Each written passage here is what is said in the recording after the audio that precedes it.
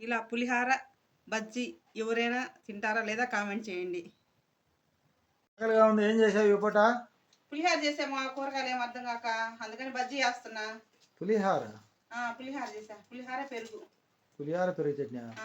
బజ్జీలు ఏంటి దాంట్లో కాంబినేషన్? బాగుంటుంది, ఒకసారి తింటే కదా తెలిసేది. మిరపకాయలు పెద్ద మిరపకాయలు తెస్తే ఇదే సమస్య. మీద బజ్జీలు అంటారు.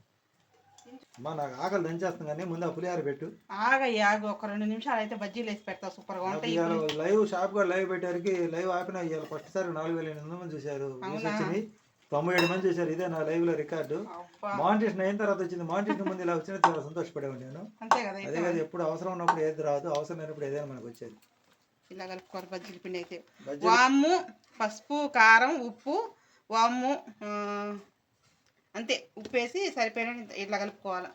వంకర పెడతావు ఎందుకు మా? ఇట్లా పెట్టకుండా ఫోను ఇట్లా పెడతావు ఎందుకు? ఇట్లా పెట్టు. ఆ గిన్నె వస్తుంది. ఇట్ట పట్టుకోవడం తెలుసు, మళ్ళీ ఇట్టే వస్తుంది. ఇట్ట అది ఇట్లా కలుపుకోవాలండి పిండి అయితే మాత్రం. బజ్జీలు వేస్తున్నా, చూపిస్తాను చూసేయండి. పులిహారలో బజ్జీలు ఏందో మా వంటకాలు ఏందో మాకే అర్థం కాదు.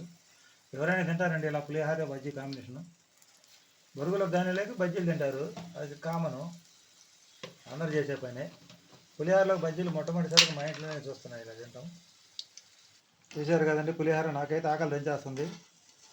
మావిడైతే నేను వచ్చేసరికి మళ్ళీ బజ్జీలు ప్రోగ్రాం పెట్టింది. 2 అయింది, టైం 2:30 అయింది. నేను లైవ్ పెట్టి ఇంటికి వచ్చారు 2:30 అయింది. సాధించిన ఏం లేదు, ఒక చిన్న పనే చేశాను. ఇదండి ఆశ్చర్యంగా ఉన్నది. ఈరోజు మా లంచ్ ఇది. పెరుగు చట్నీ వేసుకుని తింటే పులిహోరలకు ఇంకా బాగుంటుంది. నేను తర్వాత పెరుగు చట్నీ వేసుకుని తింటా. ప్రస్తుతానికైతే ఇది.